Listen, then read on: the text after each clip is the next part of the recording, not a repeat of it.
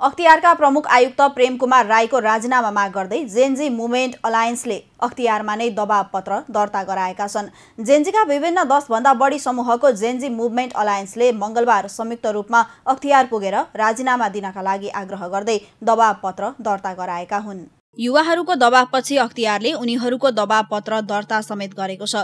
अख्तियार प्रमुख आयुक्त राईको कार्यहरू राजनीतिक पक्षपाती रहेको र वाइटबडी घोटाला लगायत धेरै भ्रष्टाचारका मुद्दाहरूमा राईको नाम मुछिएकाले राजीनामा दिन आग्रह गरिएको जेनजी युवा रिजन राणा मगरले बताउनुभयो। उहाँले राई सहित अन्य सबै आयुक्तहरूको राजीनामा माग गर्दै अख्तियारमा निवेदन दर्ता गराइएको जानकारी दिनुभयो। आयोगका प्रमुख आयुक्त माननीय प्रेम कुमार राई सहित अन्य सबै आयुक्तज्यूहरूको राजीनामा माग गर्दै औपचारिक रूपमा निवेदन दर्ता गराएका छौँ।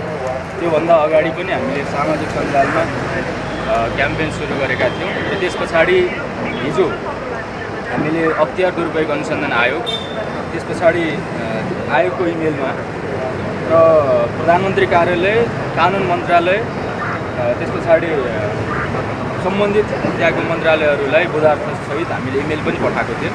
देशको भ्रष्टाचार नियन्त्रण गर्ने एकमात्र निकायमा हाल रहेका प्रमुख आयुक्त र आयुक्तबाट भ्रष्टाचारका साथै दण्डहीनताको अन्त्य हुने नदेखिएकाले राजीनामा माग्नु परेको मगरले बताउनुभयो। युवाहरूले अख्तियारमा निष्पक्ष, स्वतन्त्र र सक्षम पदाधिकारीको नियुक्त गर्ने र पदमुक्त भएका आयोगका पदाधिकारीलाई समेत अख्तियारको दायरामा ल्याउनुपर्ने जनाएका छन्।